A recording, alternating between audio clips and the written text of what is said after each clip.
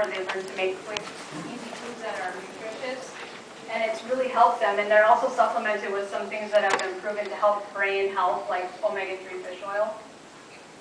And talking to them about lowering sugar, having brain-friendly fats, lowering the stimulants, caffeine, nicotine, and sugar, and addictive as well.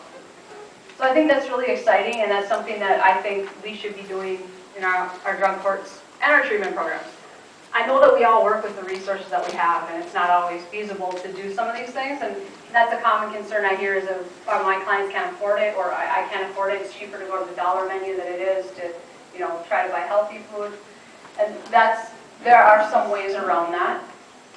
So breakfast, I mentioned that, just the benefits, just starting out with that one thing. I try to get them to start out small because my whole kind of name of my game is small, progressive, deliberate steps. Like he talked about this morning about doing it over and over and over and over, deliberate practice of these things. That's how you get good at it. So starting out with, I'm going to start eating breakfast. I have a person with an eating disorder that has started doing that. That's like the one thing she's doing.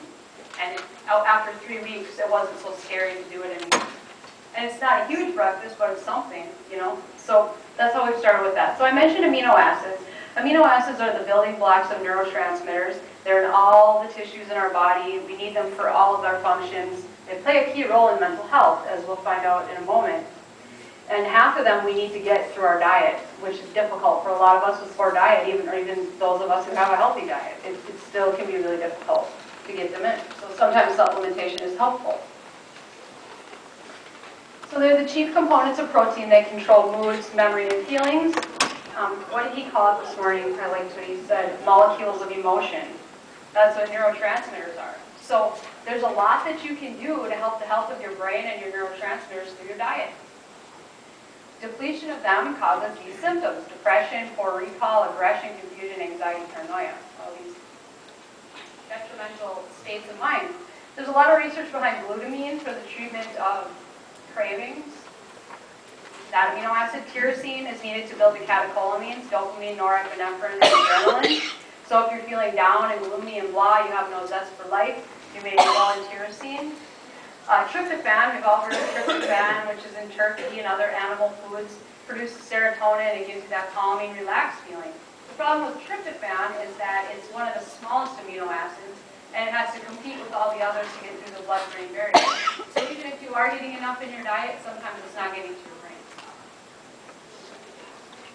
And then GLA has been shown to help with withdrawal. I mentioned the catecholamines. These are the ones, like he said this morning, dopamine equals happy. Well, these are the ones that make us feel good and energized. You don't want too much dopamine, you're schizophrenic, and too much adrenaline, and you're really wired, and you may have OCD, or you don't want too much, or you get adrenal gland fatigue. But you want enough, so you have to get up and go. You wake up and feel good, you're ready to tackle the day. And when our clients are deficient in these things and they're trying to recover from addiction, it makes it so much more difficult. It seems to me like a simple thing that can be done. Simple, maybe not, because you have to get to follow through. But at least starting the education on this. We mentioned serotonin already and the importance of that.